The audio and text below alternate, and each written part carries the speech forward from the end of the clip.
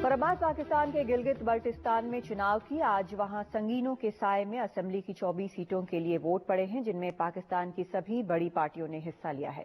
पाकिस्तान के मुताबिक इस इलाके में सेल्फ रूल है, लेकिन भारत साफ तौर पर कह चुका है कि ये इलाका भारत का हिस्सा है। कुछ दिन पहले विदेश मंत्रालय के प्रवक्ता ने साफ कहा था कि वहां पर चुनाव करा के पाकिस्तान ये छिपाने की कोशिश कर रहा है कि उसने जबरदस्ती इस इलाके पर कब्जा कर रखा है। पाकिस्तान ने इसका सीधा जवाब कश्मीर से जोड़कर दिया। गिलगित बल्टिस्तान में तो सेल्फ का रवैया कमजोर रहा है। क्या जिस तरह से समझौता बांग्लादेश के साथ हुआ, उस तरह का पाकिस्तान के साथ कभी संभव है या सही है? इन पर चर्चा करने के लिए हमारे साथ खास मेहमान मौजूद हैं। जी पार्थसारथी हैं, पूर्व राजनयिक हैं और इन सब मामलों पर पूरी नजर रखते हैं। पार्थसारथी जी, जिस तरह से आज वहां चुनाव हो गए और ये अब काफी सालों बाद हमने देखा कि भारत ने आगे बढ़कर ये कहा कि ये इलाका हमारा है और आप यहां पर कब्जा किए हुए हैं, तो थोड़ा लगा कि देरी से और थोड़ा हल्का सा ही, मतलब ज्यादा मजबूती के साथ नहीं कहा गया। क्या ये हमारी बड़ी गलती रही है कई सालों से इस मुद्दे को नहीं उठाना, इसलिए कि जिस किस्म का स्वायत्तता लोगों को और सरकार को मिलती है जम्मू कश्मीर प्रांत में, वो तो बिल्कुल रहा ही नहीं और कभी नहीं रहा है पाकिस्तान अधिकृत इलाकों में। पाकिस्तान अधिकृत इलाकों के दो हिस्से हैं, एक जिसे हम पाकिस्तान ऑक्यूपाइड कश्मीर कहते हैं, जहां ज्यादातर लोग पंजाबी बोलते हैं, मीरपुरी हैं, कश्मीरी भी नहीं बोलते। फिर ये इलाका है जिसे हम गिलगित बल्टिस्तान या उत्तरी क्षेत्र कहते हैं। यहां ज्यादातर जो आबादी है वो शिया थे, इस्माइली और शिया, यानी कि दोनों शिया थे, तकरीबन 80% आबादी। और ये बना कैसे पाकिस्तान का हिस्सा, इस पर एक षड्यंत्र था अंग्रेजी अफसरों और पाकिस्तानी सैनिक अफसरों के बीच में, क्योंकि ज्यादातर श्रीनगर से वहां ज्यादा नियंत्रण नहीं था। अब अगर आप देखें तो हुआ क्या है, ये इलाका जो है स्ट्रेटेजिक तौर से हमारे लिए बहुत ही महत्वपूर्ण है, इसलिए कि जो सड़क उपमहाद्वीप से सिंजियांग या चीन को जाते हैं और तिब्बत को, वो इस इलाके के जरिए जाते हैं। और चीन और पाकिस्तान के संबंध बहुत ही निकट हो गए हैं। यकीन करें 1963 को तकरीबन 24,000 स्क्वायर किलोमीटर का धरती पाकिस्तान ने चीन को सौंप दिया है।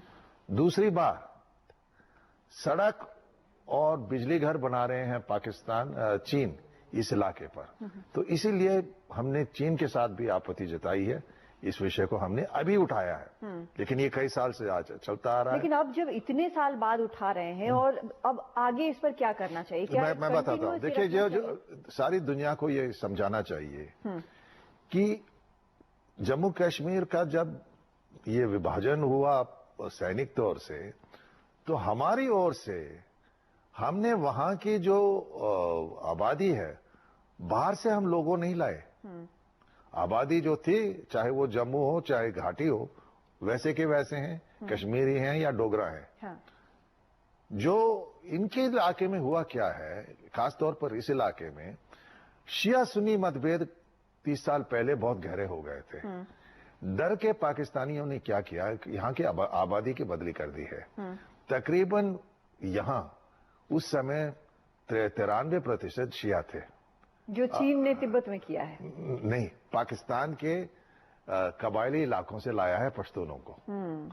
तो अब देखें जो चुनाव होते हैं ये घोटाला है। इसके बावजूद जो इनका तथाकथित काउंसिल या लेजिस्लेटिव असेंबली है, उनके कोई हक नहीं है। यहाँ जो जितना भी प्रशासनिक और कानूनी हक है वो एक Gilgit Baltistan northern areas council के साथ है, जिसकी अध्यक्षता करते हैं प्रधानमंत्री। 53 महत्वपूर्ण विषय पर ये लेजिस्लेटिव असेंबली को इस विषय को हमको लगातार उठाना चाहिए। हमें उठाना चाहिए। हमने मैं कई सालों से ये कहता आ रहा हूं कि दोनों हिस्सों के मतभेद क्या है। हमारे कश्मीरियों को समझना चाहिए कि भाई आप बड़े कहते हैं कि आजादी है, ये है, वो है, जाकर बसिए आप या चाहे जायद शाह अली जिलानी हो या हुर्रियत लीडर्स हो, सबको कह के आप जाकर कहिए कि एक साल आप जाकर उत्तरी क्षेत्र में रह कर वापस अभी हमने जो बांग्लादेश के साथ सीमा विवाद सेटल किया है वो बहुत ऐतिहासिक सेटलमेंट है और इतने सालों के बाद हुआ है, लेकिन आपको लगता है कि कभी जिस तरह से विवाद पाकिस्तान और भारत के बीच में है, क्या ये सोचा भी जा सकता है कि उस तरह से कोई सेटलमेंट हो सकता है? देखिए, मैं असलियत पर चलता हूँ। हाँ। मेरे जीवन काल में नहीं होगा। आपके जीवन काल में शायद कुछ बेहतर रिश्ते होंगे, लेकिन जब तक पाकिस्तान, जिसको अपने दो कौमी नजरिया कहते हैं कि जो उपमहाद्वीप के मुसलमान हैं उन पर उनका कोई हक है, जब तक वो इस इरादे को नहीं बदलते हैं तो ये तनाव रहेगा, क्योंकि पाकिस्तान के अंदरूनी समस्याएं इतनी पेचीदगी हो गई हैं जिसका आप कोई हल नहीं ढूंढ सकते। बांग्लादेश से बहुत अलग है। वैसे हम बांग्लादेश पर आए तो एक छोटा सा जवाब इस पर भी चाहेंगे सर कि बांग्लादेश की धरती से हमें बार बार आश्वासन मिला और काफी हद तक वो सही भी है कि वहां से भारत के खिलाफ आतंकवाद जो है उस पर बहुत रोक लगी है, लेकिन जो भी हाल के दिनों में हमने वहां पे राइट विंग एक्सट्रीमिज्म देखा, जिस तरह से ब्लॉगर्स को मारा गया है, क्या हम शांति से बैठ सकते हैं, सोच सकते हैं कि अब कुछ नहीं होगा? बांग्लादेश के लिए आत्मा के लिए संघर्ष बांग्लादेश के अंदर चल रहा है। इस पर दो नजरिया हैं। हाँ। एक जो कहते हैं कि बांग्ला भाषा, बांग्ला कविताएं, हमारी जो बांग्ला संस्कृति है उसको हमें अहमियत देना चाहिए। मैं तो देना चाहिए, क्योंकि इसी के कारण हम पाकिस्तान से अलग हुए। बिल्कुल। हमारे ना उन्होंने संस्कृति को पहचान की ना हमारी भाषा की। लेकिन दूसरे लोग ऐसे हैं वहां जो कहते हैं कि भाई हमारे और पश्चिमी बंगाल में कोई तो अंतर होना चाहिए।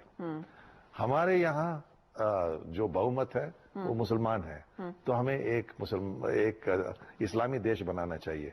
बांग्लादेश का जो पहला संविधान था जो शेख मुजीब ने बनाया, उसमें ये स्पष्ट किया गया था कि धर्मनिरपेक्षता के आधार पर बना है ये देश।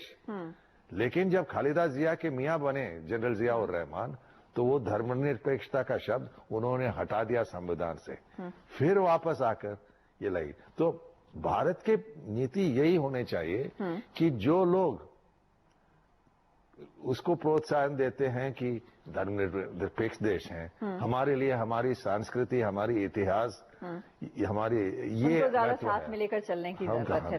तो ये बहुत अहम पॉइंट है और सर बहुत बहुत शुक्रिया इस पूरी चर्चा के लिए। बांग्लादेश बेहद अहम समझौता हुआ है, लेकिन हमेशा एक जिसको कहते हैं अलर्टनेस लेवल जरूर होनी चाहिए, जो यहाँ पर जी पार्थसारथी भी कह रहे हैं। और पाकिस्तान के साथ जो समस्याएं हैं कम से कम हमारे इनके जीवन काल में शायद मुश्किल है इस तरह से समझौता करना। एक छोटा सा ब्रेक ले रहे हैं, लौटते हैं।